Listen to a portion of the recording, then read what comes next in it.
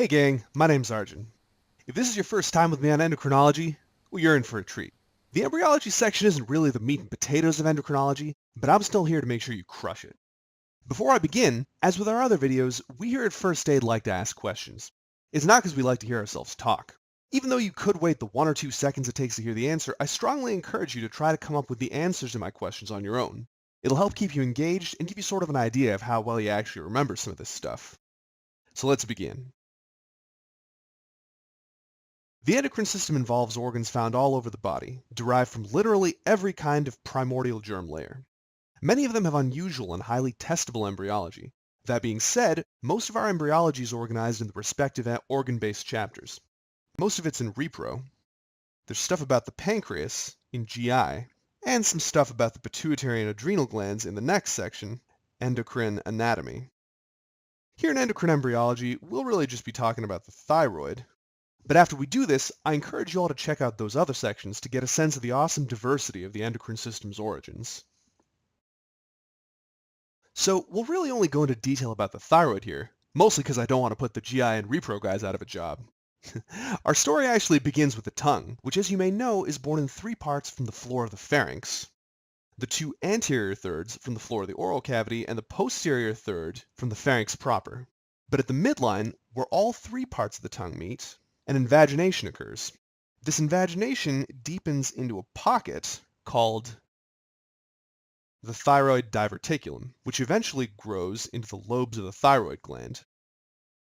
The connection is known as the thyroglossal duct and should normally be obliterated, with all that remains being a small divot found here, where the 3/3 of the tongue meet. You remember what this divot's called? It's known as the foramen cecum, and that's a highly testable point. So that's how the majority of the thyroid develops, at least the part that produces thyroid hormone. Remember the other type of cell in the thyroid, the one that doesn't really get any love? The majority of the thyroid is organized into follicles that produce T3 and T4, but interspersed between them are parafollicular cells that secrete calcitonin. These are actually derived from neural crest cells that are floating around in the sea of embryonic mesoderm. By the way, even though parafollicular cells and calcitonin aren't really heavily tested on step 1, they are pathologically relevant in that neoplasia of these cells produces one of the most aggressive types of thyroid cancer, medullary thyroid carcinoma. You can actually follow the progression and resolution of medullary thyroid carcinoma by measuring serum levels of calcitonin. Now, our job as physicians wouldn't be nearly as much fun if things didn't go wrong every now and then, and indeed, this is something they love to test. For starters, the most distal portion of the thyroglossal duct may fail to obliterate completely, leaving a pyramidal lobe in the center of the thyroid. It doesn't cause any dysfunction, but it messes up that snappy bow tie look the thyroid normally has. What may actually be a minor problem is if the duct remains patent and forms a cyst along its tract. These cysts are often the culprit in midline neck masses in the pediatric population.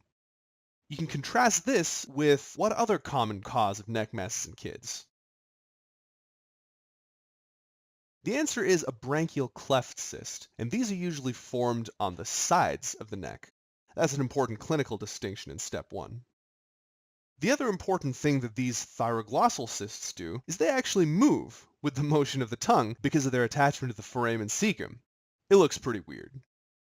Finally, the thyroid may fail to descend altogether, which results in a lingual thyroid. Apart being kind of a weird place for the thyroid to be in, these thyroids are often hypofunctioning and are actually a pretty common cause of congenital hypothyroidism. Alright, we spent a lot of time on the thyroid, let's see what you remember with a flash quiz. Fill in the blank. Normally, blank is the only adult remnant of the thyroid's connection to the tongue. Go ahead and pause the video if you need a couple seconds.